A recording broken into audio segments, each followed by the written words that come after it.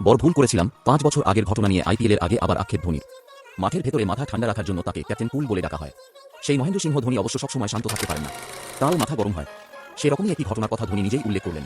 আইপিএলের আগে ৫ বছর আগের একটি ঘটনার কথা মনে করিয়ে জানালেন বড় ভুল করেছিলেন সেদিন।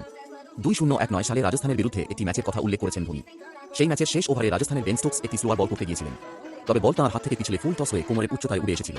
বোলারের প্রান্তের আম্পায়ার নো বল ডাকলেও স্কোয়ার লেগ আম্পায়ার সেই সিদ্ধান্ত খারিজ করে দেন। ওই ঘটনাতেই ক্ষিপ্ত হয়ে পড়েন ধোনি। ডাগআউট থেকে মাঠে নেমে আম্পায়ারদের সঙ্গে অনেকক্ষণ তর্ক করেন। চোট সারিয়ে সুস্থ হয়ে গেলেন সঞ্জু, যশস্বী। আইপিএলের আগে চিন্তা কমল রাজস্থানের। একই ম্যাচে দুবার অর্ধশত রান, আইপিএলের আগে ছন্দে জাতীয় দলের অবাধ্য ক্রিকেটার। ক্রীড়া সঞ্চালক মন্দিরা বেদির সঙ্গে এক আলাপচারিতায় ওই ঘটনা নিয়ে আক্ষেপের কথা জানিয়েছেন ধোনি। বলেছেন, মেজাজ হারানোর ঘটনা অনেকবারই ঘটেছে। আইপিএলের একটা ম্যাচে আমি হঠাৎ করে মাঠে ঢুকে পড়েছিলাম। খুব বড় ভুল হয়েছিল ওটা। সেটা ছাড়াও এমন বেশ কয়েকটা উদাহরণ রয়েছে যেখানে আমি কোনো কিছুতে মেজাজ হারিয়েছি। কেমন এমনটা হয় সেটাও ব্যাখ্যা করেছেন ধোনি। বলেছেন, আমরা এমন একটা খেলা খেলি যেটা খুব উত্তেজক।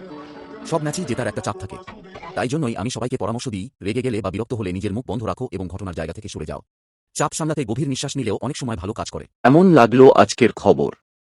এরকম মজাদার খবর দেখতে হলে সাবস্ক্রাইব করে রাখুন।